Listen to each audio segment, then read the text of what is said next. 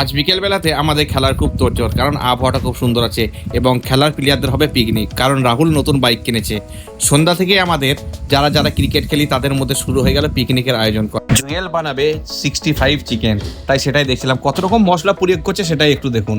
যাই হোক, দেখেই লোভ লাগছে যে কেমন হবে। এর মধ্যে বাইরে যে বন্ধুগুলো আছে তাদের ভিডিও কল আসলো, তারাও খুব মিস করছে, আমাদেরকেও খারাপ লাগলো। যা হোক, এর মধ্যে পকোড়া ছাকতে জুয়েল শুরু করলো। যা হোক, কিছুক্ষণের মধ্যে আমরা দাঁড়িয়ে আছি যে এবার খাবো আর কি, সব লোভ সামালতে পারছে না। তারপর দেখছি চিকেন দিয়ে এবং বাঁধাকপি দিয়ে এইরকম টাইপের পকোড়াও বাজছে। আর যারা কুড়িয়া টাইপের আছে তারা এই পিট্টু খেলছে। কারা কারা পিট্টু খেলতে জানেন একটু জানাবেন। এরপর দেখছি রাহুল চলে এসছে, পিকনিক যে দিচ্ছে সেই অনেক কিছু মাল আজকে রেস্টুরেন্ট থেকে আনা হয়েছে সেগুলো নিয়ে আসলো। এর মধ্যে প্রথম ফার্স্ট ব্রেকফাস্ট টাইপের আমাদের যেটা করেছিল টিফিন, এই যে পকোড়া, এই সবগুলি প্রথমে আমরা একটু কোক দিয়ে খেতে শুরু করলাম।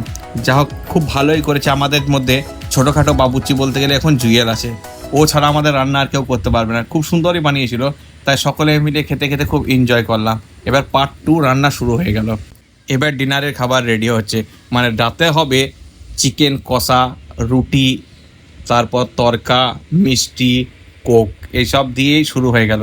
যাই হোক, আজকে পিকনিকটা খুব সুন্দর হয়েছে, রান্নাও খুব হয়েছে।